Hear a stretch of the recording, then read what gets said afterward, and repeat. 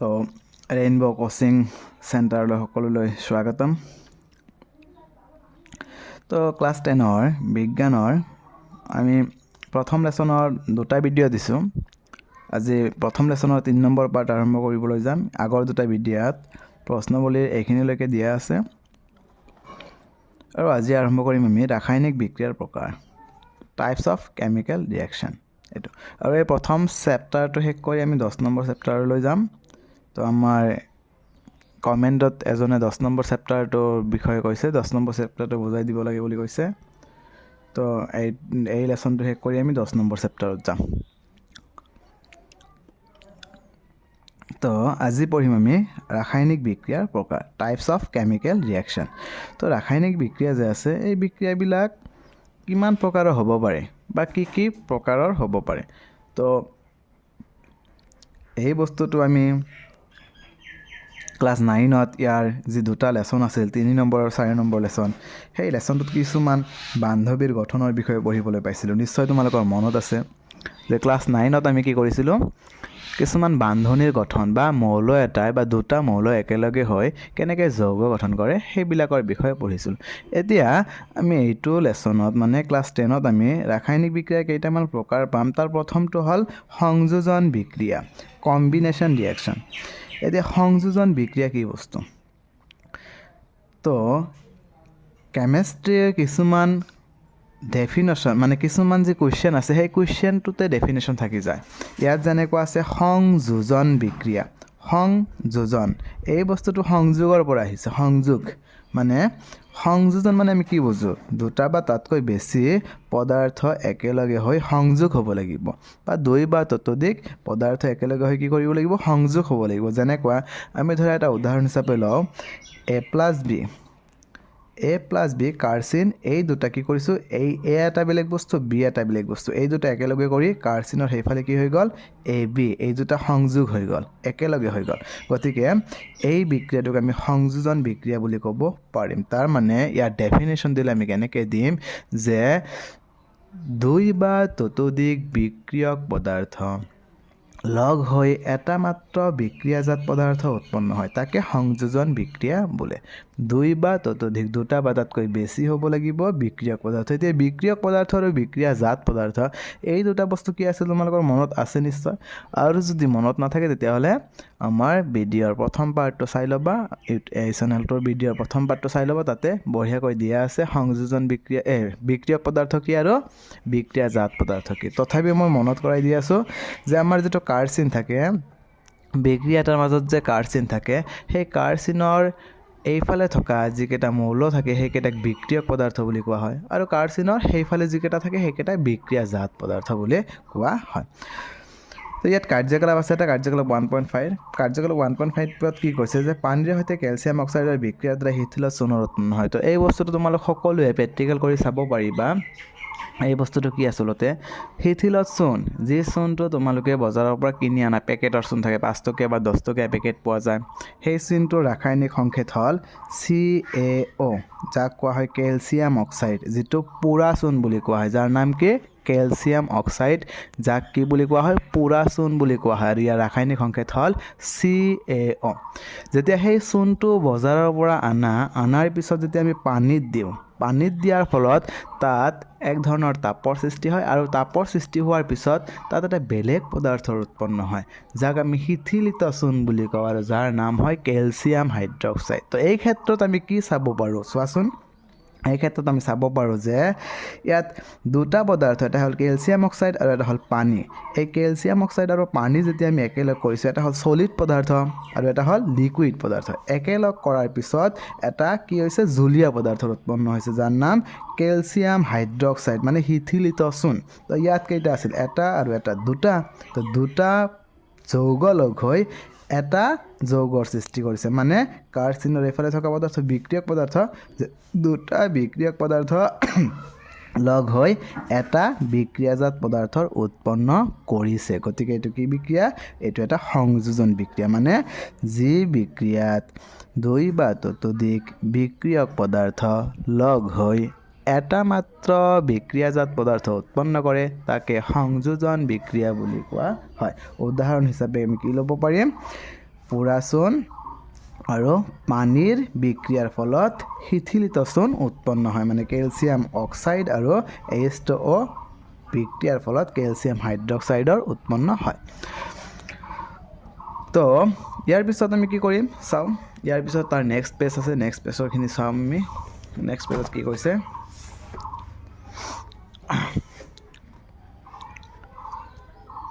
তো নেক্সট পেজত তোমালোকে জানানে ইয়াত এটা আমোদজনক কথা আছে এই কথাটো আমি চাম বা এইবিলাক পৰীক্ষাত আহে তোমালোকে জানানে বা অধিক জানিবলৈ বা কাৰ্যকলাপ এইকেইটা বস্তুৰ পৰা পৰীক্ষাত বহুতবাৰ কোৱেশ্চন আহিছে আৰু বহুত কোৱেশ্চন সোধে তোমালোকে প্ৰিভিয়াছ ইয়াৰৰ কোৱেশ্চনবিলাক চাবা আৰু যদি কোৱেশ্চন কাৰোবাৰ তাতে নাই তেতিয়াহ'লে এই ভিডিঅ'ৰ ডিছক্ৰিপশ্যনত মোৰ হোৱাটছআপ গ্ৰুপ মানে ৰেইনবো কোচিং চেণ্টাৰৰ হোৱাটছআপ গ্ৰুপৰ লিংক দি দিম লিংকত এড হ'ব আৰু সেই লিংকত গোটেই বছৰৰ কোৱেশ্চন মোটামুটি 13ৰ পৰা 2013ৰ পৰা 2025লৈকে বিজ্ঞান গণিত ইংৰাজী প্ৰত্যেক ছাবজেক্টৰ কোৱেশ্চনবিলাক দিয়া হ'ব তাৰ উপৰিও তাত বিজ্ঞান গণিত আৰু ইংৰাজী এনেকুৱা ধৰণৰ ইম্পৰ্টেণ্ট ছাবজেক্টৰ নোটছ দিয়া হ'ব প্লাছ কিছুমান ইম্পৰ্টেণ্ট ক্লাছ হ'ব অনলাইনত বা আমাৰ ইউটিউবত সেইবিলাক হ'ল MCQ ক্লাছ মেথছৰ বাবে আৰু ছায়েন্সৰ ক্লাছটো হৈয়ে আছে ছায়েন্সৰো হ'ব মেথছৰো হ'ব আৰু কিছুমান ইম্পৰ্টেণ্ট ক্লাছ যিটো মেথছৰ বাবে ক্লাছ হ'ব সেই ক্লাছটো বহুত ইম্পৰ্টেণ্ট হ'ব তোমালোকৰ কাৰণে তোমালোকে MCQ যদি কৰিব খোজা তেতিয়াহ'লে সেই ক্লাছটো তোমালোকে চাই ঘৰত বহিয়ে ভাল নলেজ ল'ব পাৰিবা MCQৰ আৰু যদি অলপ গুৰুত্ব সহকাৰে পঢ়া তেতিয়াহ'লে নিশ্চয় তোমালোকে ভাল ফল দেখুৱাব পাৰিবা MCQৰ বাবে আৰু আমি ছায়েন্সৰো MCQ কুৱেশ্যনবিলাক দিম আৰু ছায়েন্সৰ ক্ষেত্ৰতো MCQ ক্লাছ কৰিম আৰু সেইবিলাক ক্লাছ হ'ব ডাইৰেক্ট মানে ছায়েন্সৰ MCQ বা মেথছৰ MCQ কোনোবাই ডাইৰেক্ট কুৱেশ্যন লিখি সেই কুৱেশ্যন কমন পেলাই দিব নোৱাৰিব সেইবিলাক ডাইৰেক্ট ক্লাছ হ'ব ইউটিউবত ক্লাছ হ'ব তোমালোকে ইউটিউবত ক্লাছ আকাৰে পাই যাবা 15 মিনিট বা 20 মিনিট বা 25 মিনিট খুব বেছি হ'লে 30 মিনিটৰ ক্লাছ হ'ব 30 মিনিটৰ ক্লাছ হ'ব সেই ক্লাছবিলাক পাই যাবা আৰু তোমালোকে যদি অলপ গুৰুত্ব সহকাৰে ক্লাছবিলাক চাবা যিসকলে ছাবস্ক্ৰাইব কৰা নাই ছাবস্ক্ৰাইব কৰিবা আৰু যিসকলে ছাবস্ক্ৰাইব কৰিছা লাইক আৰু কমেণ্ট কৰিবা কিবা অসুবিধা থাকিলে লাইক আৰু কমেণ্ট যোগে জনাবা আৰু তোমাৰ বন্ধু বান্ধৱীলৈ কি কৰিবা এই চেনেলটো শ্বেয়াৰ কৰিবা আৰু তেওঁলোককো ছাবস্ক্ৰাইব কৰিবলৈ ক'বা আৰু তেওঁলোককো লাইক আৰু শ্বেয়াৰ বা বেলেগ শ্বেয়াৰ কৰিবলৈ ক'বা বেলেগ ঠাইলৈ তো যিকেই নহওক আমি আকৌ ঘূৰি আহোঁ তো ইয়াত এটা ঘটনা সেই ঘটনাটো হ'ল যে এই যে বগা চূণবিলাক যে আছে এই বগা চূণবিলাক আমি নিশ্চয় কি কৰোঁ কিছুমানে ঘৰত বিয়া হ'লে বা কিছুমান বেলেগ কাম যেতিয়া কৰে বেলেগ কিবা অনুষ্ঠান যদি পাতে ঘৰত সেই অনুষ্ঠানত কি কৰে চাবা ঘৰৰ চাৰিওফালে বা ঘৰত থকা যি ডাঙৰ গছ আছে সেই গছৰ গুৰিত চূণ লগোৱায় চূণ দিয়ে যি আছে বজাৰৰ পৰা চূণ কিনি আনি পানী মিহলাই সেই চূণ দিয়ে ৰঙৰ কাৰণে চূণ দিয়ে কিন্তু যেতিয়া আমি চূণটো লগাওঁ তেতিয়া চাবা একেবাৰে পাতল দেখা যায় মানে ইমান গাঢ় দেখা নাযায় একেবাৰে পাতল এটা তৰপত দেখা যায় আৰু সেই তৰপ দি যাৰ মাজত আমি চূণটো লগাইছোঁ সেই বস্তুটো দেখাই যায় যে অমুক এই বস্তুটোৰ মাজত আমি সেই তৰল পদাৰ্থটো লেপি দিছোঁ কিন্তু 14 বা 15 বা 15ৰ পৰা 24 15 to 24 আৱাৰ্ছ 15ৰ পৰা 24 ঘণ্টাৰ পিছত যদি আমি আকৌ সেই ৰং দিয়া মানে সেই চূণসনা ঠাইলৈ ঘূৰি যোৱাৰ পিছত আমি চাব পাৰিম তাত এটা ডাঙৰ তৰপ মানে মোটা তৰপৰ সৃষ্টি হৈছে আৰু যি তৰপটো বহুত চিকমিকাই থকা যেন লাগিছে বহুত চিকমিকাই আছে যেন লাগিছে এইটো কিয় বা এইটো কিয় সম্ভৱ এইটো কেনেকৈ হয় তো তাৰ বাবে এটা বিক্ৰিয়া আছে আৰু এই বস্তুটো কি আমি ভালকৈ পঢ়ি চাবা মই কৈ দি আছোঁ তোমালোকক যে কেলছিয়াম হাইড্ৰক্সাইড যি শিথিলিত চূণ এই শিথিলিত চূণ যেতিয়া আমি বেৰত সনো বা বেৰত লগোৱাৰ পিছত বায়ুত থকা কাৰ্বন ডাই অক্সাইড CO2 যিটো কাৰ্বন ডাই অক্সাইড গেছ সেই গেছৰ লগত বিক্ৰিয়া কৰে কি কৰে বিক্ৰিয়া কৰি এটা কেলছিয়াম কাৰ্বনেটৰ পাতল তৰপৰ সৃষ্টি কৰে কিহৰ কেলছিয়াম কাৰ্বনেট সংকেত CaCO3 কেলছিয়াম কাৰ্বনেটৰ এটা পাতল তৰপৰ সৃষ্টি কৰে যিটো এটা মাৰ্বলৰ ৰাসায়নিক সংকেত হয় আমি জানো মাৰ্বলৰ ৰাসায়নিক সংকেত হ'ল কেলছিয়াম কাৰ্বনেট CaC3 আৰু মাৰ্বলটোৰ কি যি ধৰ্ম সেই ধৰ্মটো হ'ল মাৰ্বলটো চিকমিকাই থাকে, চিকমিক কৰে। মাৰ্বলত যেতিয়া ৰ'দ পৰিব তেতিয়া সি জল কৰিব, মানে চিকমিক কৰিব। ঠিক এই কাৰণতে চূণসনাৰ কেইবা ঘণ্টাৰ পিছত আমি সেই বেৰটো চিকমিকাই থকা দেখা পাওঁ। তাৰ কাৰণটো কি? তাৰ কাৰণটো হ'ল যে তাতে কেলছিয়াম কাৰ্বনেট নামৰ এটা তৰপৰ সৃষ্টি হয়, আৰু সেই তৰপটো হ'ল মাৰ্বলৰ তৰপ, মানে মাৰ্বলৰ নিচিনা তৰপ এটা, আৰু তাৰ বাবে আমি চিকমিকাই থকা দেখা পাওঁ। তো ইয়াত কুৱেশ্যন হ'ব পাৰে যে কেলছিয়াম কাৰ্বনেট, MCQ হ'ব পাৰে যে কেলছিয়াম কাৰ্বনেট সৃষ্টি কৰিবলৈ কেলছিয়াম হাইড্ৰক্সাইডৰ লগত কি গেছৰ বিক্ৰিয়া হয়? এনচাৰ কাৰ্বন ডাই অক্সাইড হৈছে। তো কেলছিয়াম হাইড্ৰক্সাইডৰ লগত বিক্ৰিয়া কৰিবলৈ কেলছিয়াম হাইড্ৰক্সাইডে কাৰ্বন ডাই অক্সাইডৰ লগত বিক্ৰিয়া কৰি কি গেছৰ সৃষ্টি কৰে? কেলছিয়াম কাৰ্বনেটৰ সৃষ্টি কৰে। মানে কি যৌগৰ সৃষ্টি কৰে? কেলছিয়াম কাৰ্বনেটৰ সৃষ্টি কৰে। মাৰ্বলৰ ৰাসায়নিক সংকেত কি? এইটো এটা কুৱেশ্যন হ'ব পাৰে, কেলছিয়াম কাৰ্বনেট। আৰু এটা কুৱেশ্যন হ'ব পাৰে 1 মাৰ্কৰ বা 2 মাৰ্কৰ কাৰণে যে বেৰত চূণসনাৰ 24 ঘণ্টা বা 1 দিন পিছত আমি বেৰখন চিকমিকাই থকা দেখা পাওঁ কিয়? উপযুক্ত বিক্ৰিয়াৰ সহায়ত লিখা। তেতিয়াহ'লে আমি এই এনচাৰটো লিখিব লাগিব, এই ইয়াৰ আগত যিটো ক'লোঁ, আৰু নোটছত এইবিলাক এনচাৰ পাই যাবা তোমালোকে। তাৰ উপৰিও আৰু এটা কুৱেশ্যন হ'ব পাৰে MCQ, সেইটো কি হ'ব পাৰে যে বেৰত চূণসনাৰ কেইবা ঘণ্টাৰ পিছত বেৰখন চিকমিকাই থাকে। এই কথাষাৰ তলৰ কোনটো বিক্ৰিয়াৰ লগত জড়িত? তেতিয়াহ'লে 4টা অপশ্যন থাকিব, তোমাৰ তলত 4টা বিক্ৰিয়া থাকিব। সেই বিক্ৰিয়াৰ ভিতৰত যি বিক্ৰিয়া এই বিক্ৰিয়াটো আছে সেইটোৱে হ'ব আমাৰ answer, calcium hydroxide plus carbon dioxide আৰু কেলছিয়াম কাৰ্বনেট প্লাছ পানী, এইটোৱে আমাৰ এনচাৰ। তাৰপিছত কি আছে চাওঁ। তাৰপিছত হ'ল সংযোজন বিক্ৰিয়াৰ কিছুমান উদাহৰণ। তো এইবিলাক আৰু বহুত উদাহৰণ আছে, হাজাৰ বিজাৰ উদাহৰণ আছে। তাৰ ভিতৰতো ইয়াত সেইফালে এটা দিছে আৰু এইফালে দুটা আছে। এটা হ'ল কয়লাৰ দহন আৰু এটা হ'ল হাইড্ৰজেন আৰু অক্সিজেন, এই দুটা গেছৰ সহায়ত যে পানীৰ গঠন হয় সেইটো। মানে ইয়াত চোৱা, ইয়াতেও দুটা আছে, দুটা যৌগ মৌল আছে, আৰু এই দুটা মৌলে মিলি এটা যৌগৰ সৃষ্টি কৰিছে। মানে বিক্ৰিয়ক পদাৰ্থ দুটা, বিক্ৰিয়াজাত এটা, বিক্ৰিয়ক পদাৰ্থ দুটা, বিক্ৰিয়াজাত এটা। তো ডেফিনেশ্যনটো মই আকৌ যাওঁ। ডেফিনেশ্যনটো কি আছিল যে যি বিক্ৰিয়াত 2 বা ততোধিক বিক্ৰিয়ক পদাৰ্থ লগ হৈ এটা মাত্ৰ বিক্ৰিয়াজাত পদাৰ্থ উৎপন্ন কৰে তাকে আমি কি বুলি ক'ম? সংযোজন বিক্ৰিয়া বুলি ক'ম। তো এতিয়া আমি বেলেগ এটা বিক্ৰিয়াৰ কথা ক'ম আকৌ। সংযোজন বিক্ৰিয়া গ'ল, তো আৰু এটা বিক্ৰিয়াৰ কথা ইয়াত আহিব, বা আৰু এটা বিক্ৰিয়াৰ কথা ক'ম, সেইটো হ'ল তাপবৰ্জী বিক্ৰিয়া। তাপবৰ্জী বিক্ৰিয়া বুলি কি বুজা? তো তাপবৰ্জী, মই তোমালোকক এইটো ভিডিঅ'ৰ প্ৰথমতে কৈছোঁ যে কেমেষ্ট্ৰিত কিছুমান কুৱেশ্যনতে তাৰ এনচাৰটো লুকাই থাকে। তাপবৰ্জী এই শব্দটোৰ অৰ্থ কি? এই অৰ্থটো হ'ল তাপ উৎপন্ন। তাপবৰ্জী মানে তাপ উৎপন্ন হোৱা। তাৰমানে আচলতে ক'বলৈ গ'লে কি ক'ম যে যি বিক্ৰিয়াত বিক্ৰিয়া সংঘটিত হোৱাৰ লগে লগে তাপৰ সৃষ্টি হয়। কিহৰ সৃষ্টি হয়? তাপৰ। যেনেকুৱাকৈ তুমি এই ইয়াৰ আগত অলপ আগতে কোৱা বিক্ৰিয়াটোৱে ল'ব পৰা যে অলপ পোৰা চূণ যদি আমি কি কৰোঁ? পানীত দিওঁ, মানে কেলছিয়াম অক্সাইড বজাৰৰ পৰা কিনি অনা যিটো চূণ, সেই চূণটো যদি আমি এটা গ্লাছৰ পানী লৈ সেই পানীত চূণ দিয়াৰ ফলত যদি আমি সেই গ্লাছৰ বাহিৰ ফালে এনেকুৱাকৈ চুই দিলে চাম অত্যাধিক গৰম হৈছে, বা সেই গ্লাছটোৰ পানী কি কৰিছে? ফুটুকি উঠি আছে, ফট শব্দ হৈ আছে পানীত, এনেকুৱা যেন অনুভৱ হ'ব, বা এনেকুৱা আমি চাব পাৰিম। তাৰ মানে কি বুজো? আমিতো তাত জুই লগোৱা নাই তলত, যে আমি গ্লাছৰ তলত জুই লগাই দিছোঁ, পানীখিনি গৰম হৈছে, একো কৰা নাই আমি। কিন্তু এই দুটা পদাৰ্থ একেলগ কৰাৰ লগে লগে তাত এক ধৰণৰ তাপৰ সৃষ্টি হৈছে। তাৰ মানে ক'ব পাৰোঁ যে সেই বিক্ৰিয়াটোত তাপৰ সৃষ্টি হৈছে, আৰু সেইটো এটা কি বিক্ৰিয়া? তাপবৰ্জী বিক্ৰিয়া। ঠিক তেনেকুৱাই বনস্পতিজাত দ্ৰব্যৰ পচন সাৰলৈ ৰূপান্তৰ, এইটো এটা তাপবৰ্জী বিক্ৰিয়া। শ্বসন, এইটো এটা কি? তাপবৰ্জী বিক্ৰিয়া। আৰু প্ৰাকৃতিক গেছৰ দহন, প্ৰাকৃতিক গেছৰ দহনটো হ'ল এইটো এটা আমোদজনক ঘটনা হয়, বা এইটো আমি সকলোৱে এই বস্তুটোৰ লগত জড়িত বা জানো। যেনেকুৱা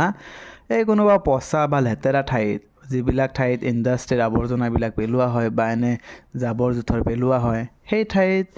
সেই জাবৰ জোঁথৰবিলাক বা জীৱ জন্তুৰ মৰা পচা বস্তুবিলাক পচি তাতে এক ধৰণৰ গেছৰ সৃষ্টি হয়, যাৰ নাম মিথেন CH4। আৰু সেই গেছটো যেতিয়া অক্সিজেনৰ সংস্পৰ্শত অহাৰ লগে লগে জ্বলি উঠে, আৰু আমি তেতিয়া জুই জ্বলা দেখোঁ। কিন্তু আমি কিছুমানে কওঁ ভূত বহুতে জুই লগাইছে সেইটো নহয় আচলতে তাত মিথেন গেছৰ উৎপন্ন হৈছে উৎপন্ন হৈ অক্সিজেনৰ সংস্পৰ্শত আহি কি কৰিছে সেই গেছটোৱে পুৰিছে দহন হৈছে দাহিত হৈছে আৰু সেইটো এটা কি তাপবৰ্জি বিক্ৰিয়াৰ উদাহৰণ হয় মানে বনস্পতি প্ৰাকৃতিক গেছৰ উদাহৰণ এইটো এটা তাপবৰ্জি বিক্ৰিয়াৰ উদাহৰণ তো তাপবৰ্জি বিক্ৰিয়াৰ ডেফিনেশ্যন আমি কি দিম যি বিক্ৰিয়াত বিক্ৰিয়াজাত পদাৰ্থ উৎপন্ন হোৱাৰ লগতে তাপৰ উদ্ভৱ হয় বা সৃষ্টি হয় তাকে আমি তাপবৰ্জি বিক্ৰিয়াৰ উদাহৰণ তাপবৰ্জি বিক্ৰিয়া বুলি ক'ম উদাহৰণ হিচাপে প্ৰাকৃতিক গেছৰ উদাহৰণ শ্বসন আৰু বনস্পতিজাত দ্ৰব্যৰ পচন সাৰলৈ ৰূপান্তৰ বনস্পতিজাত দ্ৰব্যৰ পচন সাৰলৈ হোৱা পৰিৱৰ্তন এটা তাপবৰ্জি বিক্ৰিয়া এইবিলাক চাবা তো আমি গোটেইকেইটা উদাহৰণ কিয় চাব লাগে কাৰণ আছে কনচেপ্ট আকাৰে পঢ়িব লাগিব আমি কনচেপ্ট ক্লিয়াৰ কৰি পঢ়িব লাগিব তেতিয়াহ'লেহে আমি MCQৰ এনচাৰবিলাক পাৰিম তো আমি যদি কেৱল পঢ়ি যাওঁ তাপবৰ্জি বিক্ৰিয়া কাক বোলে আৰু ইয়াৰ এটা উদাহৰণ দিয়া তাপবৰ্জি বিক্ৰিয়া কাক বোলে আমাৰ মুখস্থ উদাহৰণ প্ৰাকৃতিক গেছৰ উদাহৰণ এইটোও মুখস্থ কিন্তু তোমাৰ পৰীক্ষাত আহিছে তলৰ কোনটো তাপবৰ্জি বিক্ৰিয়াৰ এটা উদাহৰণ হয় প্ৰাকৃতিক গেছৰ দহন এইটো নাই অপশ্যনত আছে বনস্পতিজাত দ্ৰব্যৰ পচন সাৰলৈ পৰিৱৰ্তন কিন্তু তুমিতো এইটো পঢ়াই নাই গতিকে এনচাৰ পাৰিবা জানো নোৱাৰা সেইবাবে আমি কি কৰিব লাগিব প্ৰত্যেকটো শাৰী প্ৰত্যেকটো লাইন কিহৰ লগত জড়িত সেইটো পঢ়ি আমি যাব লাগিব তেতিয়াহ'লে আমি পুৰাপুৰি MCQৰ এনচাৰটো কৰিব পাৰিম তো বনস্পতিজাত দ্ৰব্যৰ পচন সাৰলৈ পৰিৱৰ্তন এটা তাপবৰ্জি বিক্ৰিয়া শ্বসনো এটা তাপবৰ্জি বিক্ৰিয়া আৰু ইয়াৰ পৰা কুৱেশ্যন পৰীক্ষাত আহে তো তোমালোকে চাবা ভালকৈ এইখিনি বস্তু যাতে আমি কুৱেশ্যনৰ এনচাৰ কৰিব পাৰোঁ সেইটো তাৰপিছত কি আছে তো তাৰপিছত আমি পাম বিযোজন বিক্ৰিয়া আমি পালোঁ ইয়াৰ সংযোজন বিক্ৰিয়া পালোঁ এতিয়া আমি পাম বিযোজন বিক্ৰিয়া ডিকম্পজিশ্যন ৰিয়েকশ্যন বিযোজন বিক্ৰিয়ানো কি বস্তু আকৌ যিটো তাপৰ প্ৰভাৱত মানে তাপ প্ৰয়োগ কৰি কৰোৱা হয় যি বিক্ৰিয়াটো আচলতে তো সংযোজন যে আছিল সেই সংযোজনটোৰ ওলোটা হ'ল বিযোজন কেনেকৈ ওলোটা চাবা মই কৈ আছোঁ সংযোজন কি আছিল যে সংযোগ কৰা দুটা বস্তু সংযোগ কৰা সেইটো হ'ল সংযোজন আছিল আৰু বিযোজন মানে কি দুটা বস্তুক মানে এটা বস্তুক ভাগ কৰি দিয়া মানে সেই বস্তুটোক কি কৰি দিয়া ভাঙি দিয়া সেইটো হ'ল বিযোজন ভাঙি দিয়া সেইটোক কয় বিযোজন তো ইয়াত অনুসৰণিত এটা কুৱেশ্যনো আছে সংযোজন বিক্ৰিয়াক বিযোজন বিক্ৰিয়াৰ বিপৰীত বোলা হয় কিয় লিখা তো তোমালোকে ইয়াৰ পৰা এনচাৰটো দি দিব পাৰিবা একেবাৰে সহজভাৱে মই বুজাই দি আছোঁ যে সংযোজনত আছিল দুই বা ততোধিক বিক্ৰিয়ক পদাৰ্থ লগ হৈ এটা মাত্ৰ বিক্ৰিয়াজাত পদাৰ্থ উৎপন্ন কিন্তু বিযোজন কি যে এটা বিক্ৰিয়ক পদাৰ্থ ভাঙি দুই বা ততোধিক সৰল বিক্ৰিয়াজাত পদাৰ্থলৈ ৰূপান্তৰ হয় মানে বিক্ৰিয়ক পদাৰ্থ ইয়াত কেইটা এটা আৰু ই ভাঙি কি হয় তাপৰ প্ৰভাৱত মানে তাপ প্ৰয়োগ কৰি ইয়াক কৰোৱা হয় এই ঘটনাটো ঘটোৱা হয় তাপৰ প্ৰভাৱত দুই বা ততোধিক বিক্ৰিয়ক পদাৰ্থ সৰল বিক্ৰিয়াজাত পদাৰ্থলৈ ৰূপান্তৰ হয় আৰু এই প্ৰক্ৰিয়াটোকে কি বুলি কোৱা হয় বিযোজন বিক্ৰিয়া বুলি কোৱা হয় তো ডেফিনেশ্যনটো মই ভালকৈ দি দিছোঁ আকৌ চাবা বা মনত কৰিবা যে যি বিক্ৰিয়াত এটা বিক্ৰিয়ক পদাৰ্থ দুই বা ততোধিক সৰল বিক্ৰিয়াজাত পদাৰ্থলৈ ৰূপান্তৰ হয় তাকে বিযোজন বিক্ৰিয়া বোলে যেনে মই বহুত উদাহৰণ ল'ব পাৰিম তো মই এটা উদাহৰণ লওঁ কিতাপৰ ওপৰত লিখি দিওঁ কেলছিয়াম কাৰ্বনেট ল'লোঁ এই কেলছিয়াম কাৰ্বনেট এইটো মনত আছে না তোমালোকৰ কেলছিয়াম কাৰ্বনেটটো কিহৰ ফলত হৈছিল কিহৰ ৰাসায়নিক সংকেত এইটো হ'ল মাৰ্বলৰ ৰাসায়নিক সংকেত আৰু এইটো কেলছিয়াম হাইড্ৰক্সাইড আৰু কাৰ্বন ডাই অক্সাইডৰ লগত বিক্ৰিয়া কৰি উৎপন্ন হৈছিল তো এই কেলছিয়াম কাৰ্বনেটক যদি আমি তাপ প্ৰয়োগ কৰিম কেলছিয়াম কাৰ্বনেটত তাপ প্ৰয়োগ কৰাৰ লগে লগে কি হ'ব এই কেলছিয়াম কাৰ্বনেটে কেলছিয়াম অক্সাইড আৰু পানী নহয় কাৰ্বন ডাই অক্সাইড কেলছিয়াম অক্সাইড আৰু কাৰ্বন ডাই অক্সাইডলৈ ভাঙি বিযোজিত হৈ যাব মানে এটা আছিল কেইটা হ'ল দুটা হ'ল তো এই যি উদাহৰণ এইটো হ'ল বিযোজন বিক্ৰিয়াৰ এটা উদাহৰণ নিশ্চয় তোমালোকে বুজি পাইছা আৰু ইয়াত বহুত কিবা কিবি আছে ফেৰাছ ছালফেট স্ফটিকত থকা উতলন নলী তপোৱা আৰু গোন্ধ লোৱাৰ শুদ্ধপত্য দিম এইটো এটা আছে এই ফেৰাছ ছালফেটৰ যিটো আছে চোৱা ইয়াত এটা আছে ভাঙি কেইটা এটা দুটা তিনিটা হৈ গৈছে এইটো এটা তো এইটো হ'ল বিযোজন বিক্ৰিয়া উদাহৰণ হ'ল এতিয়া আমি এইখিনিত আৰু কিবা কিবি বস্তু পাম তাৰ ভিতৰত কিছুমান গুৰুত্বপূৰ্ণ বস্তু হ'ল যে ফেৰাছ ছালফেটৰ সংকেত ফেৰাছ ছালফেট হ'ল FeSO4 এইটো হ'ল ফেৰাছ ছালফেটৰ সংকেত কিন্তু পৰীক্ষাত আহিব পাৰে ফেৰাছ ছালফেট স্ফটিকৰ সংকেত কি ফেৰাছ ছালফেট স্ফটিকৰ সংকেত কি তো আমি এনসাৰত দেখিম ফেৰাছ ছালফেট স্ফটিকৰ সংকেত হ'ল FeSO4 into 7H2O তাৰ মানে স্ফটিক হোৱাৰ লগে লগে যেনেকুৱা কেলছিয়াম ছালফেটৰ স্ফটিক বা যিকোনো পদাৰ্থৰ স্ফটিক হোৱাৰ লগে লগে ভাবিব লাগিব যে তাত পানীৰ অণু থাকিব লাগিব পৰীক্ষাত আহিব পাৰে তলৰ কোনটো ফেৰাছ ছালফেট স্ফটিকৰ সংকেত হয় লিখা তো ফেৰাছ বেছিভাগে FeSO4 দিব পাৰে এনসাৰ কিন্তু সেইটো নহয় কিয় কাৰণ স্ফটিক আছে মানে তাত পানীৰ অণু যুক্ত হৈ আছে আৰু কেইটা পানীৰ অণু যুক্ত হৈ আছে 7টা পানীৰ অণু যুক্ত হৈ আছে তো ফেৰাছ ছালফেটৰ স্ফটিকৰ সংকেত কি হ'ব FeSO4 into 7H2O এইটো হ'ল ফেৰাছ ছালফেটৰ স্ফটিকৰ সংকেত মনত ৰাখিবা তো এতিয়া আমি আকৌ চোৱা ফেৰাছ ছালফেটৰ স্ফটিকৰ সংকেত গ'ল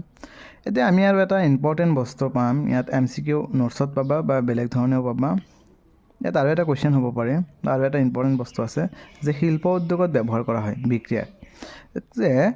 এনে এটা বিক্ৰিয়া আছে যি বিক্ৰিয়াটো শিল্প উদ্যোগত ব্যৱহাৰ হয় তো কুৱেশ্যন হ'ব পাৰে তলৰ কোনটো বিক্ৰিয়া শিল্প উদ্যোগত ব্যৱহাৰ হয় যেনেকুৱা কেলছিয়াম কাৰ্বনেট কেলছিয়াম অক্সাইড আৰু কাৰ্বন ডাই অক্সাইডলৈ বিয়োজিত কৰা এটা গুৰুত্বপূৰ্ণ বিয়োজন বিক্ৰিয়া এইটোৱে বিয়োজন বিক্ৰিয়া এই বিক্ৰিয়াটো তো এই বিক্ৰিয়াটো শিল্প উদ্যোগত উৎপন্ন হয় মানে কি কয় শিল্প উদ্যোগত ব্যৱহাৰ হয় শিল্প উদ্যোগ যি কল কাৰখানা আছে সেই কল কাৰখানাত চূণশিল পোৰা চূণ আৰু কাৰ্বন ডাই অক্সাইড এই যি বিক্ৰিয়াটো আছে তোমালোকৰ ইয়াত এই বিক্ৰিয়াটো কি হয় ব্যৱহাৰ হয় তো কুৱেশ্যন হ'ব পাৰে MCQ তলৰ কোনটো বিক্ৰিয়া শিল্প উদ্যোগত ব্যৱহাৰ কৰা হয় 1 নম্বৰ অপশ্যনত আছে এইটো 2 নম্বৰ এইটো 3 নম্বৰ এইটো 4 নম্বৰ এইটো এনেকুৱা ধৰণৰ 4টা অপশ্যন আছে তো আমাৰ এনসাৰত কি হ'ব এই বস্তুটো এইটোৱে হ'ব আমাৰ এনসাৰ যে কেলছিয়াম কাৰ্বনেট কাৰ্চিন calcium oxide plus carbon dioxide এইটো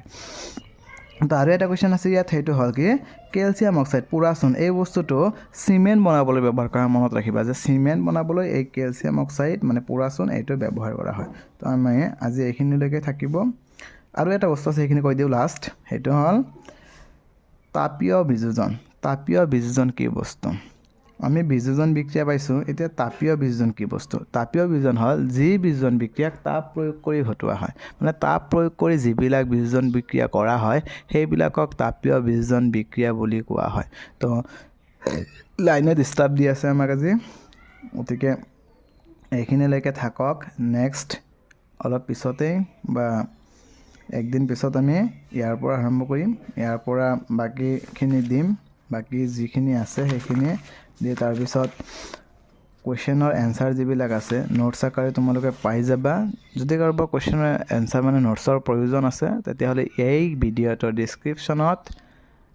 হোৱাটছআপ গ্ৰুপৰ লিংক দিয়া আছে সেই হোৱাটছআপ গ্ৰুপত এড হ'বা নহ'লে মোৰ মোবাইল নাম্বাৰত এটা হাই দিবা মই এড কৰি দিম মোৰ মোবাইল নাম্বাৰটো ডিছক্ৰিপশ্যনত দিয়া থাকিব তাৰ পৰা লৈ ল'বা তো ভালে থাকা ভালকৈ পঢ়িবা নেক্সট আকৌ পৰৱৰ্তী ভিডিঅ' যেতিয়া দিম তেতিয়া সেই ভিডিঅ'টো চাবা বুলি আশা ৰাখি আজি সামৰিছোঁ ইয়াতে